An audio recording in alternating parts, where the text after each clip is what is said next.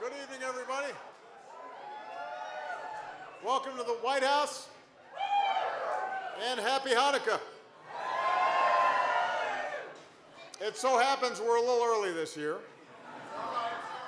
but Michelle and I are going to be in Hawaii when Hanukkah begins, and we agreed that it's never too soon to enjoy some latkes and jelly donuts. This is our second Hanukkah party today, but in the spirit of the holiday, the White House kitchen has not run out of oil.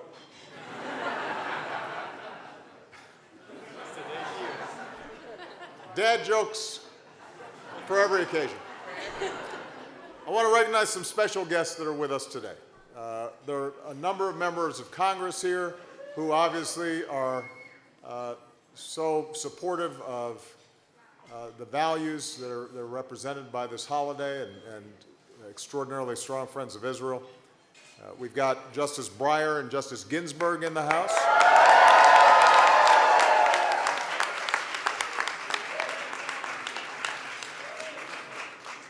We've got one of the country's finest jurists who I happen to have nominated to the Supreme Court and who's going to continue to serve our country with distinction as the Chief Judge on the D.C. Circuit.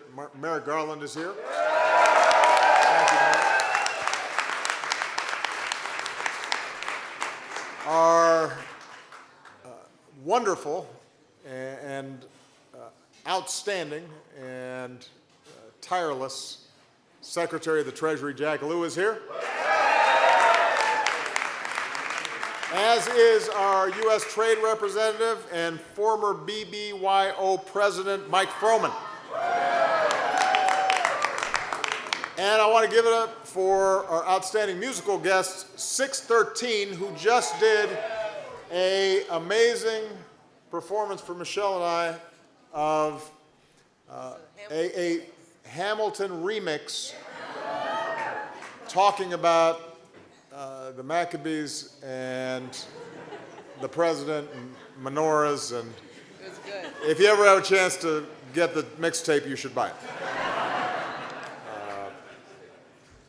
Now, this is the 8th year that Michelle and I have hosted this little gathering, and over the years we've welcomed Jewish Supreme Court justices, cabinet secretaries, members of Congress. We celebrated Alan Gross's return from captivity in Cuba. We got to celebrate a once-in-70,000-year event, Thanksgiving, where we lit the menorah.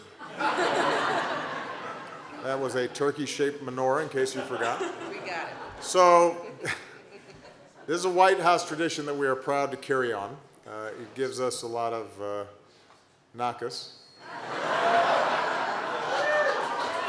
If I pronounced that right, then that was a Hanukkah miracle. Tonight we come together for the final time to tell a familiar story, so familiar that even we Gentiles know it. But as many times as we tell it, this 2,000-year-old tale never gets old. In every generation, we take heart from the Maccabees' struggle against tyranny, their fight to live in peace and practice their religion in peace. We teach our children that even in our darkest moments, a stubborn flame of hope flickers and miracles are possible. And that spirit, 2 millennia ago, inspired America's founders. 2 centuries ago, they proclaimed a new nation where citizens could speak and assemble and worship as they wished. George Washington himself was said to have been stirred by the lights of Hanukkah after seeing a soldier seek the warmth of a menorah in the snows of Valley Forge. And years later, Washington wrote that timeless letter we have on display today in the White House. I hope you saw it when you walked in.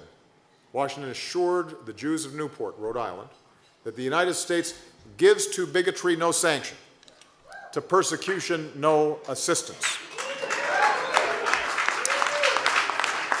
He went on to write that all that is required of those who live under the nation's protection is that they be good citizens. It's easy sometimes to take these fundamental freedoms for granted. but they too are miraculous. They too have to be nurtured and safeguarded. And it's in defense of these ideals, precisely because the Jewish people have known oppression, that throughout our history, this community has been at the forefront of every fight for freedom. It's why Jews marched in Selma, why they mobilized after Stonewall, why synagogues have opened their doors to refugees, why Jewish leaders have spoken out against all forms of hatred. And in my last months in office, I want to thank you for all your courage and your conviction and your outspokenness.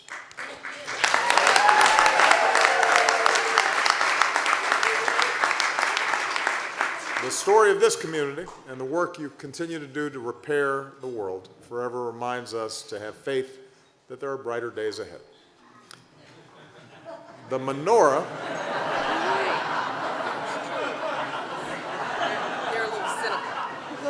No, they're not cynical. The menorah we light today is a testament to such resilient optimism. It belonged to Rena and Joseph Walden, a young Polish couple who acquired it in the early 1900s. When the Second World War came, the Waldens fled to France and took shelter on a farm. And they hid their Jewishness, including their magnificent menorah, entrusting it to a courageous neighbor. But one Hanukkah, they retrieved their menorah and lit it behind locked doors and covered windows. That same week, the Nazis raided their neighbor's house and burned it to the ground. Of all the Walden's family treasures, only this menorah survived. A few years later, the Waldens moved to Israel, where their son, Raphael, met a young woman named Tziva Perez, the only daughter of one of Israel's founding fathers and greatest statesmen.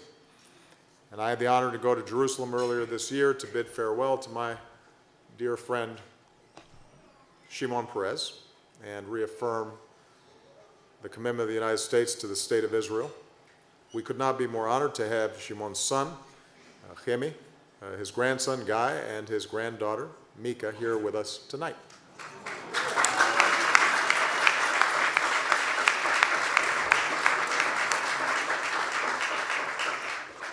The Walden-Perez family lit these lights when the state of Israel was new. They've blazed it in the months after the Yom Kippur War and the Camp David Accords.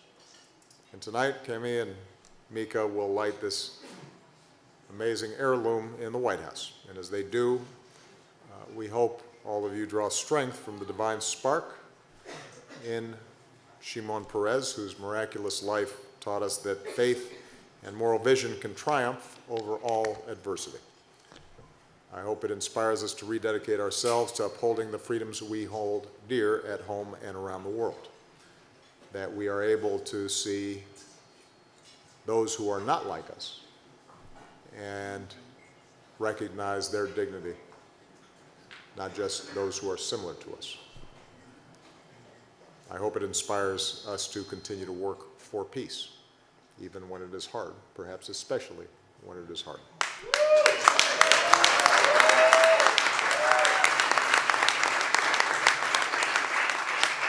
And as Washington wrote to the Jews of Newport more than 200 years ago, may the Father of all mercies scatter light and not darkness in our paths. I'd now like to invite Rabbi Rachel Isaacs from Colby College and Temple Beth Israel in Waterville, Maine, which I said sounds cold, to say a few words and lead us in blessings. But first I have to get a box because she's a little shorter than I.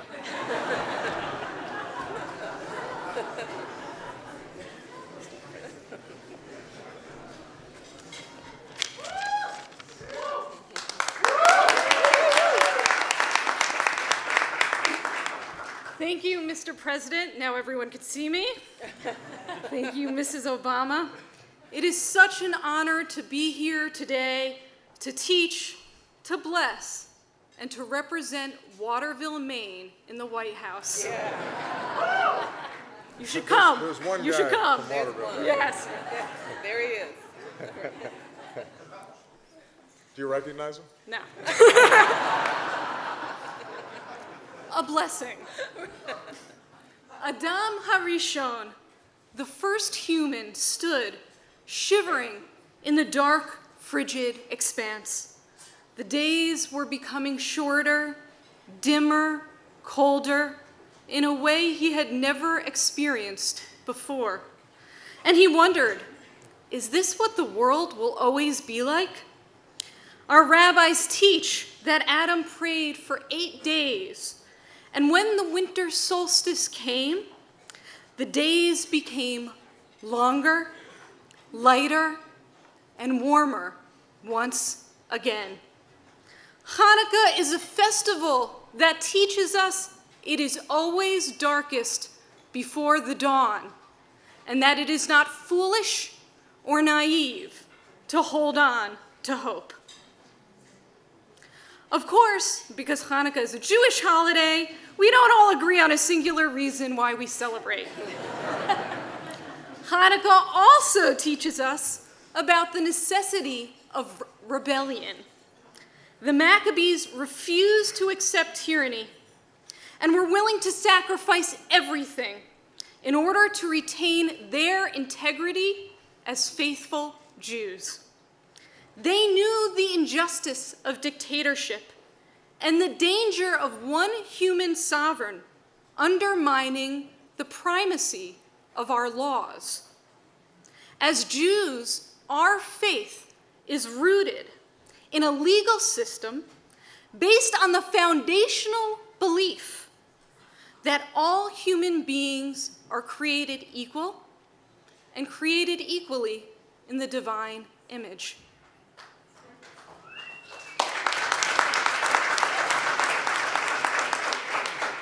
We know the values and example we inherited from the Maccabees are not so different from the legacy we inherited from the mothers and the fathers of the American Revolution, who fought for religious freedom and to achieve the promise of a democratic republic free from tyranny. So in their honor at this moment, let us engage in the work of Chanukhat HaMedina and Chanukhat HaEzrachut, rededicating ourselves to our nation and to the privileges and challenges of citizenship. The battle for the soul of our nation will not be won with swords or muskets or even verbal daggers. Because as Jews, we know the spiritual is political and the political is spiritual. We will illuminate our country by widening our hearts and establishing richly Jewish homes in all parts of our great nation, yes, even Maine, sharing the sparks of Torah with all of our fellow Americans. Chag Urim Sameach, Happy Hanukkah.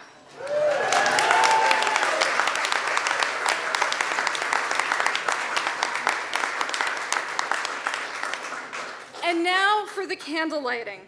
Since we are celebrating Hanukkah before Hanukkah actually begins, please join me in the candle blessing using the terms Hashem and Elokeinu in the place of the traditional utterances of God's names.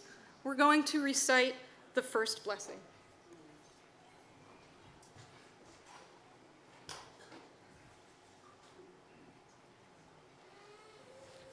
Baruch atah Hashem Elokeinu melech haolam asher kiddushanu b'mitzvotav v'tzivanu lehadlik ner shel Chanukah ma'otzor Yeshuati lechana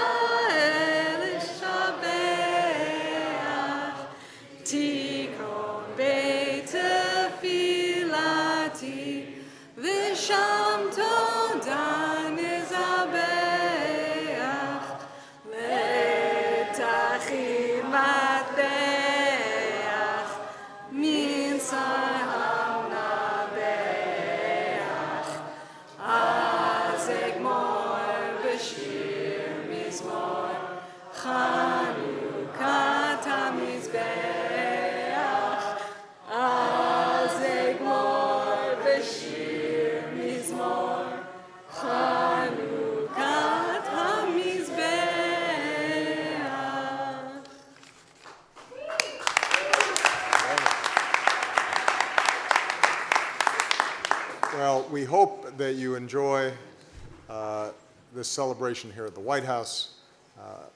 On behalf of Michelle and myself, we could not be more grateful for your friendship and your prayers. And we want to emphasize that although we will be leaving here on January 20th, we will meet you on the other side. And we've still got a lot of work to do. We look forward to doing that work with you because it's not something that we can do alone, and you've always been such an extraordinary group of friends that strengthen us in so many different ways. I should also note that your singing was outstanding. I think this was an exceptional group of voices here. Thank you very much, everybody. God bless you.